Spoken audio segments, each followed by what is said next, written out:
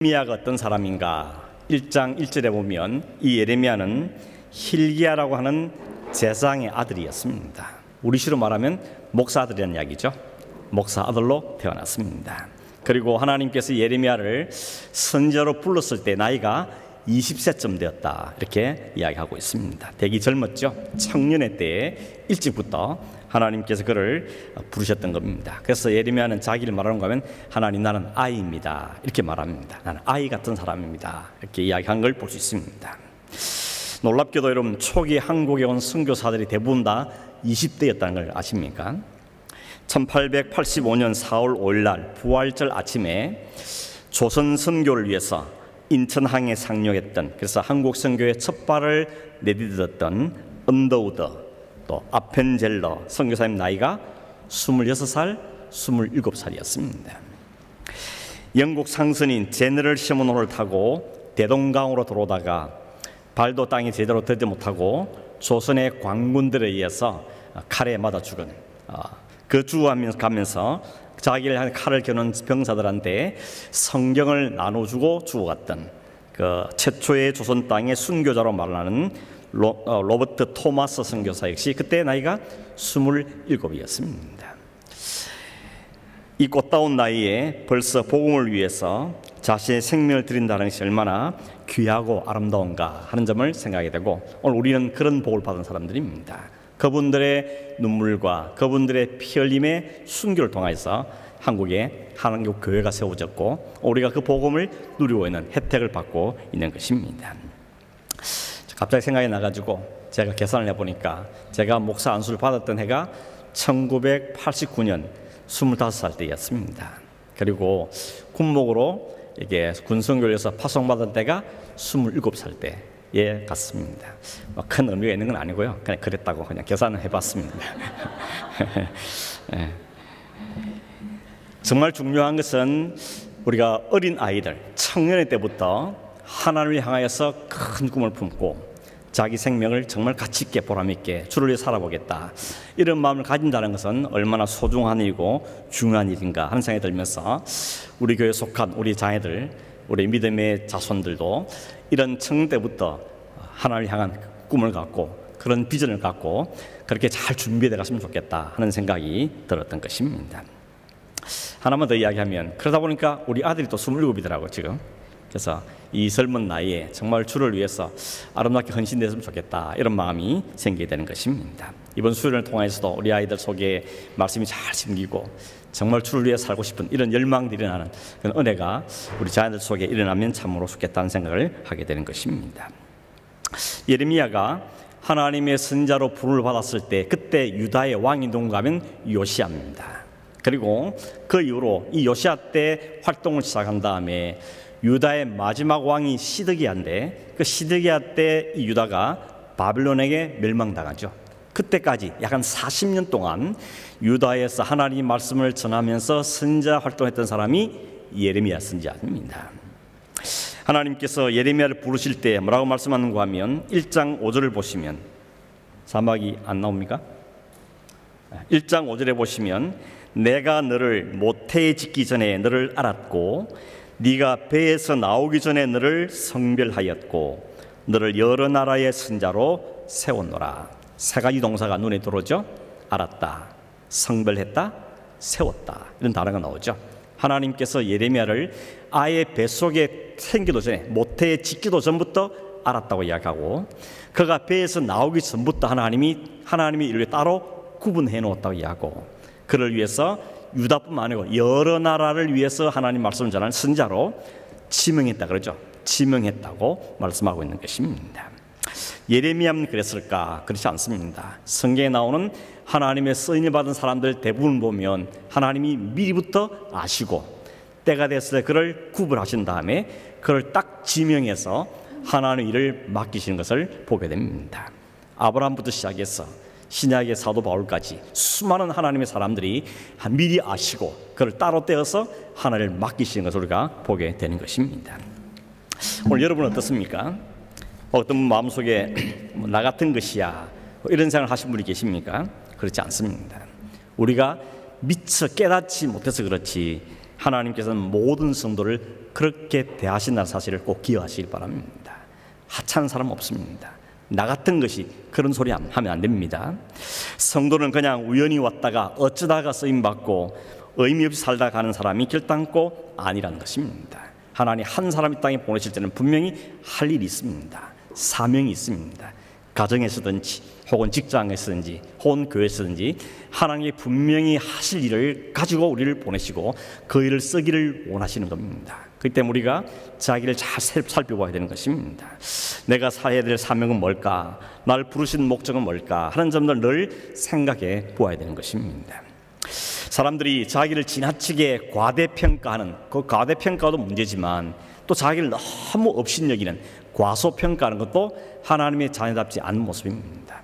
우리 모두를 하나님의 아들 그리스도의 피값으로 사셔서 하나님 자녀로 삼으시고 우리 모두에게 사명을 주셨습니다. 그러니 나는 어떤 인생을 살 것인가, 난 하필 어떤 존재인가 하는 점을 생각해보는 시간을 꼭 가지셔야 됩니다.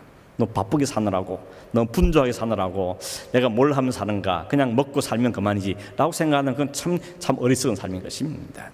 우리의 분명한 목적과 사명과 이유가 있는 삶을 살도록 이끌고 계신다는 것을 꼭 기억해야 되는 것입니다. 내가 왜 이 가정에 태어났는가, 내가 왜 이 시대니까 왔는가, 내가 왜 이 직을 가졌는가, 내가 이 교회에 왜 있는가, 이런 점들에서 여러분 분명하게 생각을 해보시고 답을 꼭 가지고 그렇게 믿음의 삶을, 매일매일 삶을 사는 여러분 되기를 간절히 바랍니다. 하나님께서 부르셨을 때 예레미야가 그렇게 대답하죠. 하나님, 나는 아이입니다. 말도 잘 할 줄 모릅니다. 나 같은 것이 뭘 하겠습니까? 그렇게 말했을 때 하나님께 뭐라 말씀하십니까? 네가 너를 아이라고 하지 마라. 너는 아이 아니다.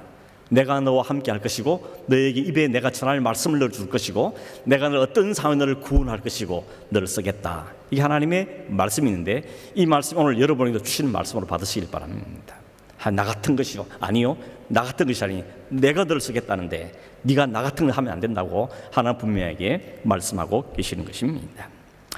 하나님께서는 말씀하실 때 반드시 약속도 주시고 하나님 함께 한다는 보장도 주시고 하나님 하실 말씀도 넣어주시고 해야 될 일들도 우리에게 가르쳐 주시는 것입니다. 그래서 우리 영적 좀 민감해야 되는 것입니다. 내가 어떻게 살 것인가, 뭘 하면 살 것인가, 어떤 말을 해야 될 것인가 하는 점에 대해서 우리는 분명하게 알고 쓰임을 받아야 한다는 것입니다.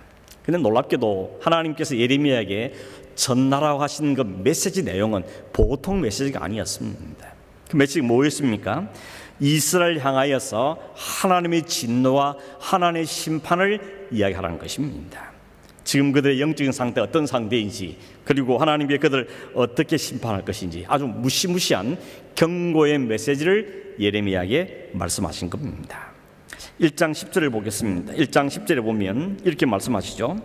보라, 내가 오늘 너를 여러 나라와 여러 왕국에 세워서 네가 그것들을 뽑고 파괴하며 파멸하고 넘어뜨리며 건설하고 심게 하였느니라.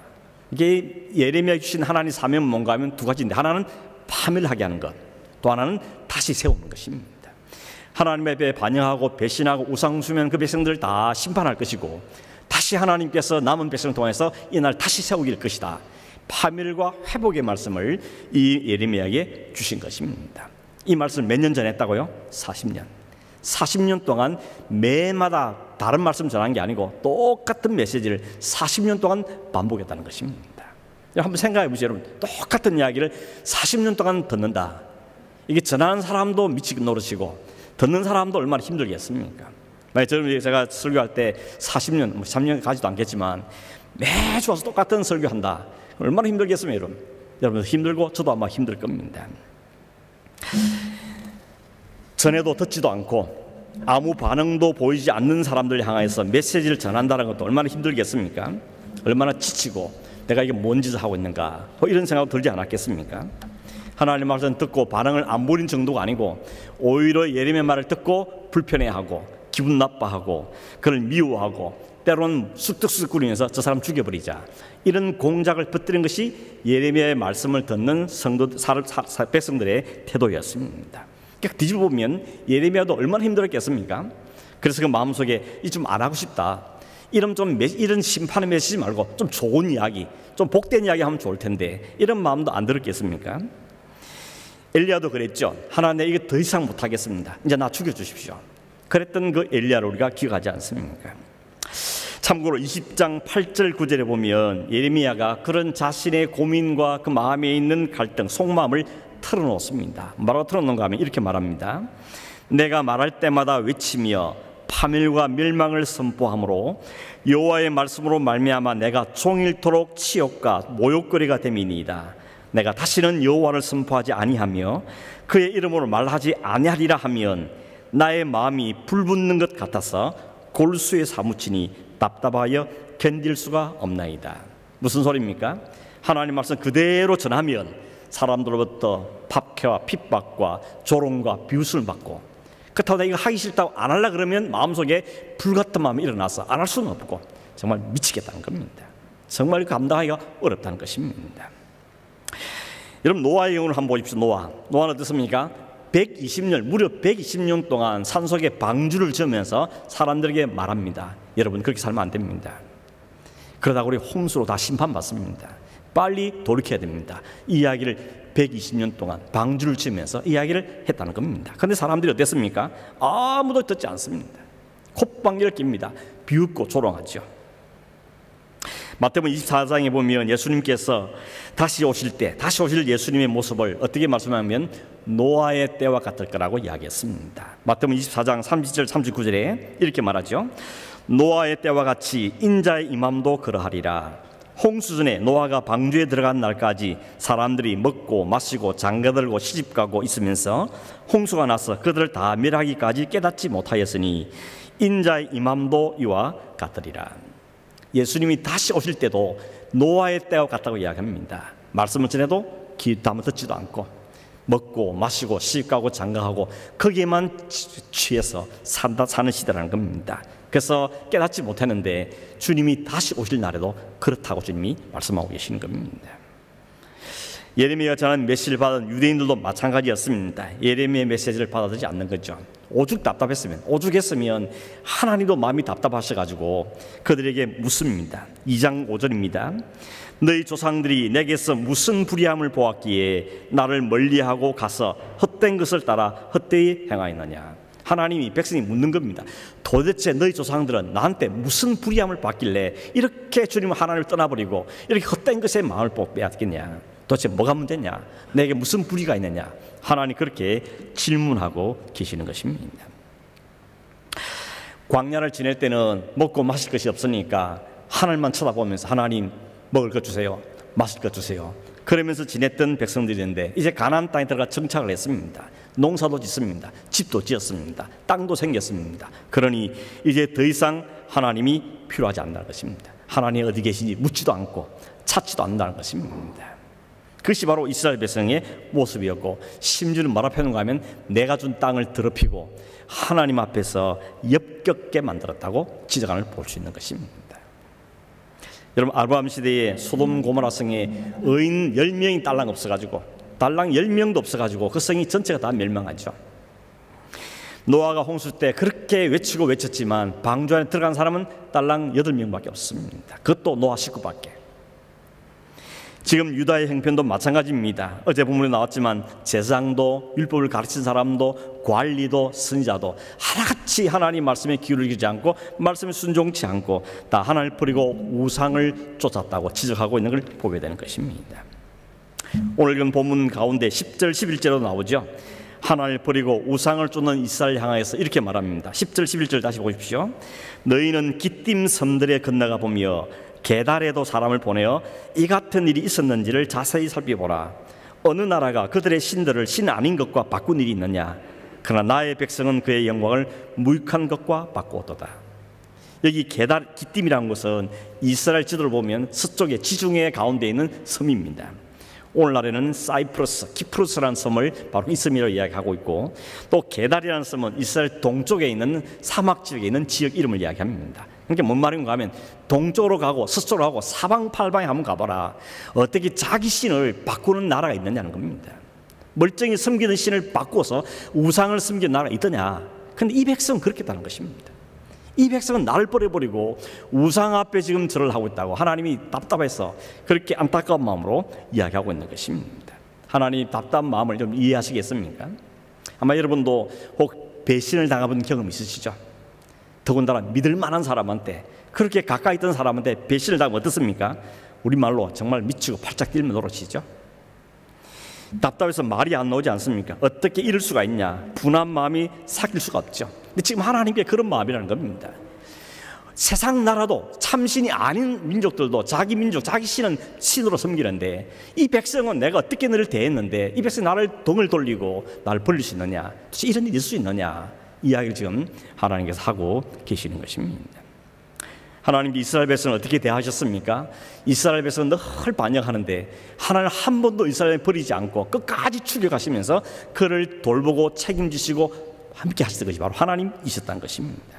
이미 우리가 아는 것처럼 40년 동안 아침마다 만나를 내려주시죠. 이게 보통 일입니까? 아침마다 만나를 내려주십니다.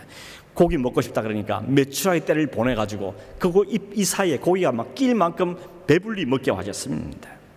낮에는 구름 기둥으로 뜨거운 햇볕 가운데 지켜주시고 밤에는 추우니까 불기둥으로 그들을 보호해 주셨습니다. 어떤 민족이든지 그 가는 길을 가로막거나 그를 공격하면 하나님이 앞장서서 그 모든 민족으로부터 이스라엘을 보호해 주셨습니다. 이게 하나님이 백성을 향한 행동이 있고 하신 일이었습니다. 그리고 결국 하나님이 약속하시던 가나안 땅에 이들을 다 넣어주시고 그 땅에 있는 성들을 정보하고 거기에 땅을 얻게 하고 기업을 얻게 하고 유산을 그들에게 다 물려주었습니다. 그런데 돌아온 것은 배신이었던 겁니다. 그렇게 다 베풀었는데, 그렇게 다 주었는데 돌아온 것은 하나님께서 등을 돌리더라는 것입니다.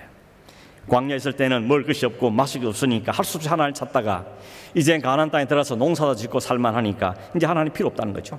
내 힘으로 살겠다는 겁니다. 내가 농사 짓고 내가 목축해서 먹고 살겠다고 이스라엘이 그렇게 나왔더라는 것입니다. 이러니 이제는 우리에게 광야의 신 말고 농사가 잘 되게 해준 신이 더 필요하다는 것이죠. 그래서 풍요와 다산의 신인 바알과 아사를 그들의 신으로 섬겨버린 것입니다. 자기 필요에 의해서 신도 바꾸는 것, 이게 인간의 모습이라는 것입니다. 내 필요하면 신도 바꾸겠다는 겁니다. 하나님이든 뭐든 간에 나를 좋게 하면 그 신 내가 따르겠다. 이것이 이스라엘 백성들의 모습이었다는 것입니다. 여러분, 복만 주면 잘되게만 하면 어디에든지 무슨 짓을 하겠다는 인간의 타락한 죄성들을 이 백성의 우리의 호상이 보여주고 있는 것입니다. 오늘 본문은 13절 보시면 하나님께 이런 이스라엘 백성의 죄를 다 모아서 짜고 짜서 두 가지 악이라고 이야기합니다. 종합하면 이스라엘의 모든 죄를 딱 종합해 보니까 두 가지 악이다. 하나는 뭡니까? 생수의 근원이신 하나님을 버린 것. 두 번째는 스스로 웅덩이를 판 것. 이 두 가지를 하고 압축될 수 있다고 말씀하고 있는 것입니다. 두 가지를 했지만 사실은 같은 거죠. 생수의 근을 버렸으니 스스로 웅덩이를 파는 거죠. 사실은 한 문장인 것입니다. 여러분, 광야에서 이스라엘 백성들은 하나님 주시는 물을 마셨지 않습니까?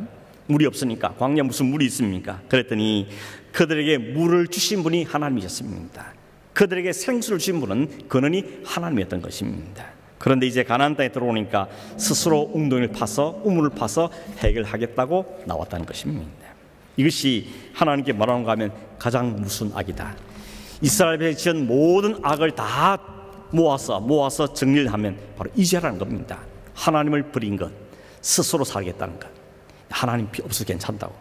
광야에 있을 때는 하나님 없으면 안 될 거 고난했지만 이제 우리가 농사도 짓고 이제 살만한 성도 있고 하니까 이제 하나님 없어도 우리 힘으로 살 수 있겠습니다. 이게 하나님 가장 싫어하시는, 가장 악하게 보는 죄라고 하나님 지금 지적하고 있는 것입니다.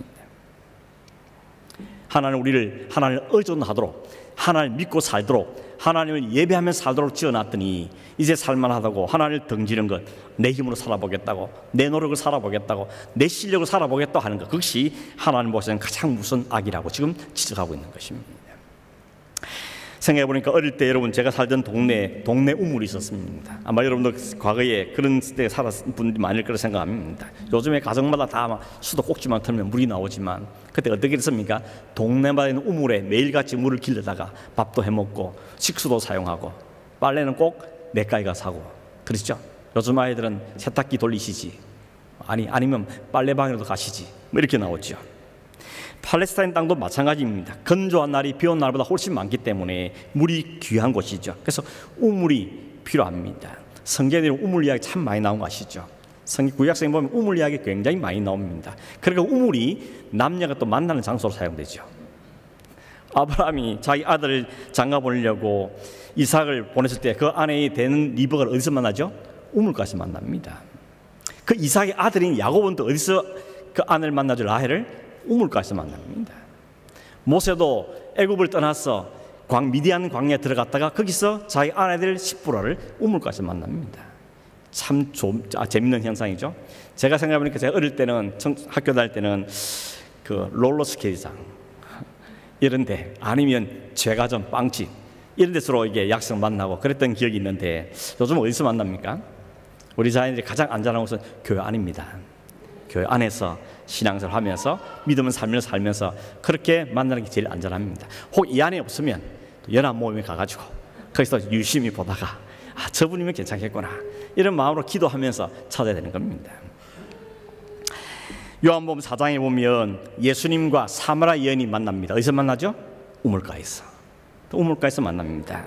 근데 사마리아 여인이 물 좀 달라는 그 남자와 대화를 하다 보니까 이분이 하나님의 아들 메시아인 것을 깨닫게 되죠. 그리고 그분이 뭘 줍니까? 그냥 물이 아니고 영원히 목마르지 않는 생수를 여인에게 주게 되는 것입니다. 사람들이 잘 다니지 않는 가장 뜨거운 햇빛이 있는 그 대낮에 물길을 갔던 그 여인이 생명수이신 예수님을 만나게 되는 겁니다. 그동안 남편을 6명이나 갈아치웠는데 만족이 없었고 살 의미도 별로 없었는데 진짜 남편 대신 진정한 남편 대신 예수님을 그가 만남으로 그 영적인 모든 문제가 해결되는 것입니다. 그래서 어디로 갑니까? 동네로 뛰어가지 않습니까? 물동이 버려두고. 그런 사람들이 외치죠. 내가 진짜 남편 만났다. 내 사정을 다 아시고 나에게 영원한 생수를 주는 그 메시아를 만났다 라고 자기 이야기를 하고 가는 것을 보게 되는 것입니다. 광야 40년을 지날 때 하나님께서는 물이 없어 가라고 때로는 불평하는 이스라엘 백성들에게 반석에서 물을 내주셨죠. 그 반석이 누굴 이야기합니까? 고린도서 10장 4절에 보면 사도 바울이 딱 설명해 주죠. 생명수 근원이 거기서 나왔는데 그 반석은 곧 그리스도시라. 예수 그리스도가 생명수, 생명의 근원이라는 것을 분명히 성경은 밝히고 있습니다. 우물은 이스라엘 백성들의 생존에서 절대적으로 필요한 것이고 따라서 저들의 생활이 부유하고 풍부해지는 근원이 바로 우물이었는데 그렇게 귀한 물이 귀한 나라에서 생수가 콸콸 넘쳐지는 그 우물을 버린다는 사람이 있다면 그 사람은 진짜 어리석은 사람이에요. 바보인 것입니다. 그 사람은 정신이 이상한 사람입니다. 그런 물을 어떻게 버립니까? 버릴 수 없는 물인 것입니다. 그런데 이스라엘 백성들은 생수의 근원인 하나님을 버렸다고 지금 지적하고 있는 것입니다. 성경을 거슬러 올라가 보면 창세기에 가보면 하나님께서 에덴 동산을 만든 다음에 거기에 아담과 하와를 살게 하죠. 그 동산이 어떤 동산이었습니까? 없는 게 없는 모든 갖춘 완벽한 동산이 바로 에덴 동산이었는데 그 에덴 동산에 4개의 강이 흐르고 있지 않습니까? 인류의 역사는 언제나 강과 연결되죠. 강 없이 인류가 존속되지가 못했습니다. 1, 2차 세계대전으로 황폐해진 독일이 오늘날 이렇게 된 것은 라인강의 기적이다 이런 표현을 쓰죠. 한국은 어떻습니까? 6.25라든지 이 경제전쟁 이후에 눈부신 경제발전을 이루게 한 그 나라도 우리나라도 한강의 기적이다 이렇게 표현하죠. 이처럼 강은 인류에게 물은 인류에게 절대 필요한 생명의 젖줄과 같은 존재인 것입니다. 여러분 세계에 있는 강들 가운데 가장 긴 강이 어느 강이죠? 나일강입니까? 아마존입니까? 제가 찾아보니까 아마존이 조금 더 길더라고요. 아마존은 7,062km고 나일강은 6,650km다 이렇게 나오는 걸 봤습니다. 뭐 어디서 쟀냐 좀 다르긴 하겠지만 아무튼 물 양이라든지 이것도 아마존이 훨씬 더 많다고 세계 최다로 말하고 세계의 담수 그 민물 중에서 20%가 바로 이 강물이 다 포함했다 이런 이야기를 볼 수 있습니다. 나일강도 마찬가지죠. 지구상에서 가장 메마르고 불모의 땅으로 말하는 그 아프리카 그 사막 지역에 사막 동쪽에 있는 그 이집트의 중심을 지나감을 통해서 그 주변이 기름진 아주 풍요한 땅이 되어진 것을 볼 수 있지 않습니까? 뭐 그것뿐만 아니고 세계 4대 문명도 다 강을 끼고 있죠. 메소포타미아 문명도 그렇고 이집트도 그렇고 인도도 그렇고 중국도 그렇고 다 강을 중심으로 발전한 걸 볼 수 있습니다. 세계 도시들도 다 물가에 있죠. 괜찮은 도시는 다 물가에 자리 잡고 있는 걸 보게 되십니다. 오늘 물이 인간에 꼭 필요한 것처럼 우리 영혼에도 물이 필요합니다. 영혼의 생수, 필요한데 그 영혼의 생수는 누가 제공합니까? 하나님께서 우리에게 제공해 주시는 것입니다. 그래서 하나님의 관계가 바르게 될 때 우리는 그 하나님부터 생수를 공급받게 되어지는 것입니다. 그런데 아담과 하와가 범죄함으로 그 에덴 동산에 쫓겨났습니다. 하나님 모든을 갖추시고 모든을 공급해 주는 그 동산에 살다가 그동안 쫓겨나면서부터 어떻게 합니까? 스스로 땅을 파야 됩니다. 스스로 우물을 찾아봐야 되고 스스로 문제를 해결해야 되는 그 피곤한 인생으로 바뀌게 된다는 것입니다. 고달픈 인생이 된 거죠. 그래서 이후로 인류의 역사는 이제 물 파는 인생, 이제 우물 파는 인생으로 고달픈 인생으로 바뀌어지게 된 것입니다. 그런데 중요한 걸 뭔가 하면 하나님이 이렇게 말씀하죠. 니네들이 파는 그 우물은 다 터진 웅덩이라고 말합니다. 터진 웅덩이 뭔지 아시죠? 다 샌다는 겁니다. 물이 저장이 안 된다는 것이죠. 부어도 모아도 다 새 나가버리는 것이 바로 터진 웅덩이라는 것입니다. 단지 물만이 아니고 물을 가장 인간에 필요한 것이기 때문에 물을 이야기했지만 우리가 삶에 필요한 모든 게 다 포함한 말이죠. 우리 일생에 필요한 모든 필요한 것들, 이 모든 문제를 사람들은 스스로 해결하기 위해서 웅덩이를 파고 있습니다. 그리고 거기에 물을 채우려고 애를 씁니다. 터진 웅덩이를 채워보려고 온갖 발버둥을 치고 노력을 하지만 또 아는 게 뭡니까? 채울 수 없다는 것도 우리가 알게 되는 것이죠. 아무리 채워도 다 새버리는 것, 이미 우리가 경험으로 알고 있지 않습니까? 아무리 과학이 발달하고 우리가 아무리 일을 열심히 하고 인공위성을 타고 우주를 여행하고 아무리 그런 일을 해도 터진 웅덩이를 채울 길은 없습니다. 인간은 어제나 오늘이나 터진 웅덩이를 채우기 위해서 발버둥을 치고 있고 수단과 방법을 가리지 않고 어떻게든지 자기 웅덩이를 채우기 위해서 갈망하지만 채울 수 없다는 것도 우리가 깨닫고 살지 않습니다. 이 정도 채웠으면 괜찮을까 싶었는데 또 어느 틈인가 다 슬슬 다 새 나가버리죠. 모이지를 않습니다. 뜨거운 여름에 시원한 생수를 마시듯이 우리 영혼까지 갈증을 다 해소해주고 참 만족을 주실 분은 생수의 근은 오직 하나님 예수 그리스도 뿐이시라는 것을 우리는 다시 한번 기억해야 되는 것입니다. 다윗이 시편 23편에 고백했죠. 여호와가 나의 목자시니 내가 부족함이 없습니다. 푸른 초장으로 쉴만한 물과 나를 인도하십니다. 그 안에 참 만족이 있습니다 라고 고백하는 것입니다. 예수님도 그랬죠. 누구든지 목마른 내게 와서 마시라. 누구든지 나를 믿는 자는 그 배에서 생수의 강이 흘러날 것이다. 그 생수의 강은 터진 웅덩이가 아닙니다. 영원히 샘솟는 생수가 그 속에서 흘러날 것을 우리에게 말씀하고 있는 것입니다. 그러니 하나님 지금 우리에게도 말씀하는 겁니다. 생수의 근원이 여기 있는데, 너를 진짜 만족할 생수의 근원이 여기 있는데 이 하나님을 버린다는 것은 얼마나 어리석은 일인가, 얼마나 안타까운 일인지를 말씀하고 있는 것이죠. 그 웅덩이, 니들이 파는 그 웅덩이는 다 터진 웅덩이에서 그걸로는 채울 수 없는 것임을 분명하게 말씀하고 있는 것입니다. 결국 답은 뭡니까? 하나님이시죠. 결국 답은 예수님이신 것입니다. 여러분, 근원으로 돌아가는 게 우리에게 필요한 시대인 것입니다. 인간의 모든 문제가 어디서 출발합니까? 하나님을 떠나면서 시작된 겁니다. 하나님을 떠나면서도 모든 인생은 꼬이기 시작했습니다. 죄가 들어와서 하나님의 쫓김을 당하고 하나님의 관계가 틀어지면서 모든 관계는 틀어지기 시작합니다. 인간과 인간관계도 틀어지고 인간과 자연과의 틀어지고 이제 만족을 모르는 인생이 되어지고 말았다는 것입니다. 그러니 해결책은 뭡니까? 다시 근원으로 돌아가는 것이죠. 다시 근원으로 돌아가서 원래부터 문제를, 근본적인 문제가 해결되어야만 다른 문제도 함께 해결될 수가 있다는 것입니다. 다른 길은 없다는 것입니다. 생수의 근원을 만나게 되면 비로소 시편 기자가 고백한 것처럼, 다윗이 고백한 것처럼 만족이 있습니다. 이 내가 만족합니다 하는 고백이 터져나오게 되는 것입니다. 여러분, 거기서 모든 물이 계속 솟아나기 때문에 터진 웅덩이는 아무리 채워도 채우지 않지만 근원부터 솟아나는 샘솟는 그 생수는 담이 없는, 가람이 없는 우리에게 충분한 안식을 주신다고 이야기하는 것입니다. 진짜를 맛본 사람은 가짜에 매이지 않죠. 오리지널 맛을 안 사람은 그 아무리 비슷하게 만들어도 그게 매혹당하지 않습니다. 아직 진짜를 맛보지 못한 게 사실은 문제인 것입니다. 참된 생수를 맛본 사람은 사실 그 어떤 것에도 인생을 걸지는 않습니다. 물론 사생활에 필요하죠. 그러나 그게 목숨 걸지 않습니다. 왜냐하면 그게 근본적인 해결책은 아니기 때문에, 그게 생수는 아니기 때문에 그게 목숨을 걸지 않고 산다는 겁니다. 그건 다 순간이고 이상뿐이고 영원하지 않고 근원적인 것이 아니라는 것입니다. 바라는 여러분, 진짜를 맛보시길 바랍니다. 이미 맛보신 분들은 누리시길 바랍니다.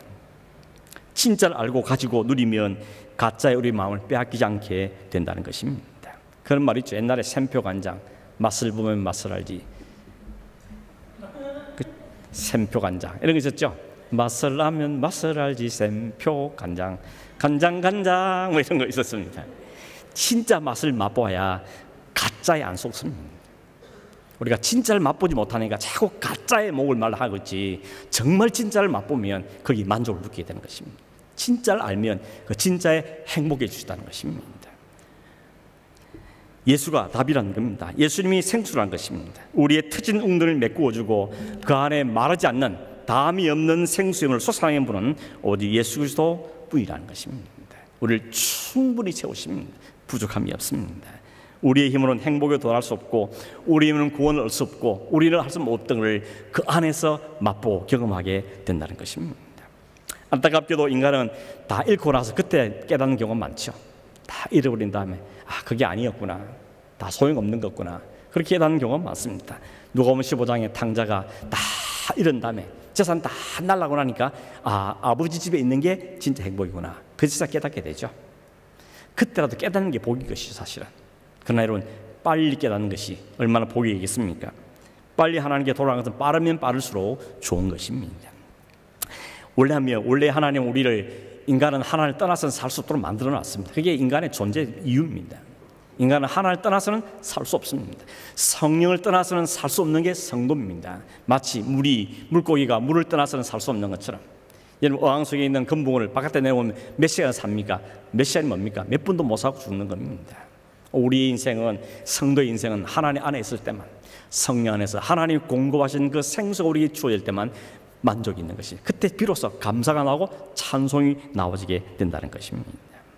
예레미야 31장 12절에 보니까 이렇게 사는 성도의 심령은 물된 동산 같다, 이렇게 비유합니다. 물된 동산, 물이 항상 있습니다.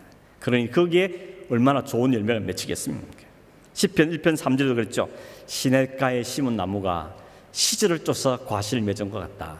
그 뿌리가 물에 대기 때문에, 그게 근원의 물이 딱 다 있기 때문에 항상 공급되는 그 물로 풍성한 과실을 맺게 된다고 이야기하는 것입니다. 물이 마르지 않는 동산은 각종 수목이 풍성할 것 같이 하나님의 신령 은혜에 늘 젖어 있는 성원들은 생명이 풍성하고 축복된 삶을 살게 된다는 것입니다. 그런데 이스라엘 백성은 이 하나님을 버려버렸다는 것입니다. 이 하나님에서 등을 돌렸다는 것입니다.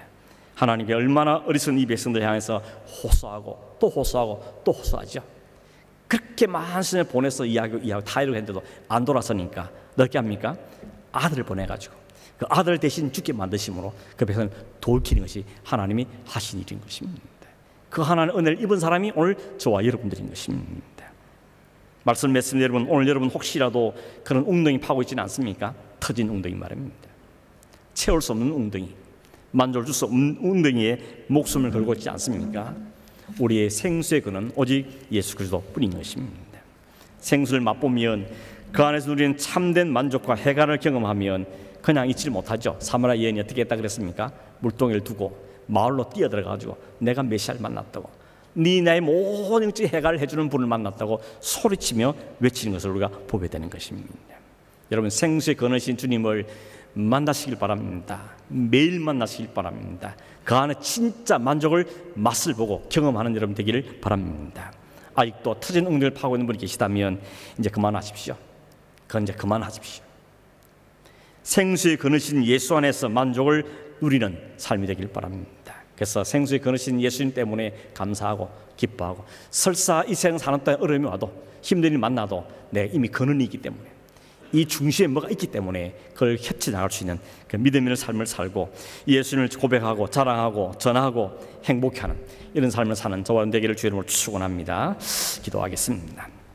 고마우신 하나님 아버지, 오늘도 우리가 무엇을 살며 무엇을 추구하며 무엇 안에 참 행복이 있는지를 말씀해 주신 것을 진실로 감사함을 드립니다.